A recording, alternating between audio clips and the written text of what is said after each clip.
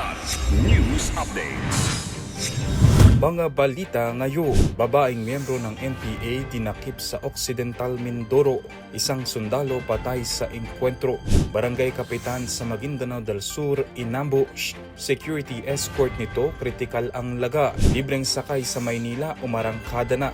1,400 units ng jeep ipinakala. Ako po si Cesar Soriano para ihatid ang mga nangunang balita sa buong kapuluan ngayon. Dinakip ng tropa ng pamahalaan ang isang hinihinalang miyembro ng New People's Army o NPA matapos ang engkwentro sa sitio Salafay, Barangay Monte Claro, San Jose Occidental, Mindoro noong Marso 29, Linggo. Ayon sa 203rd Infantry Brigade, nakasagupa ng 68th Infantry Battalion ang tinatayang 10 hanggang 15 armadong rebelde na nagresulta sa 20 minutong bakbakan bago umatras ang mga ito. Na-recover ang M16 rifle, granada at mga bahagi ng Improvised Explosive Device o IED. Nasawi si First Lieutenant Dean Oyando habang pinamumunuan ng operasyon, habang 2 pang sundalo ang sugata. Sinabi ni Colonel Michael Aquino, Chief ng 2nd Division Public Affairs Office, na patuloy ang opensiba laban sa grupo. Kasabay nito, nagkaroon ng stress debriefing ang militar at lokal na pamahalaan upang tulungan ang mga residente habang nagpapatuloy ang pursuit operations. Panibagong ambush ang naitala sa Maguindanao del Sur ngayong Lunes, Marso 30, kung saan pinagbabaril ang sasakyang lula ng isang kapitan ng barangay.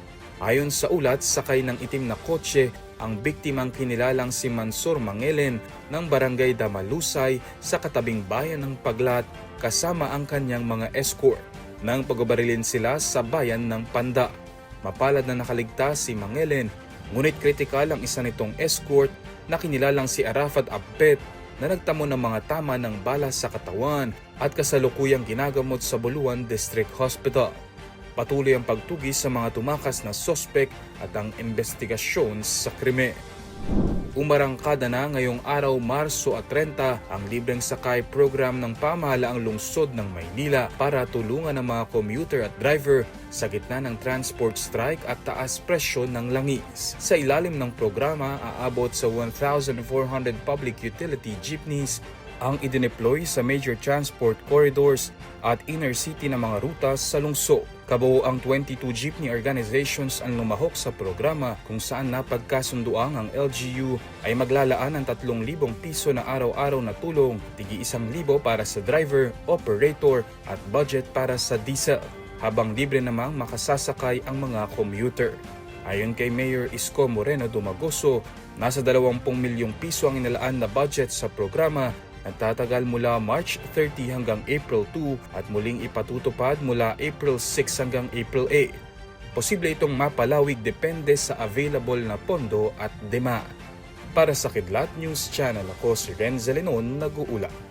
Ako po si Cesar Soriano, kasama nyo sa bawat pagputok ng balita.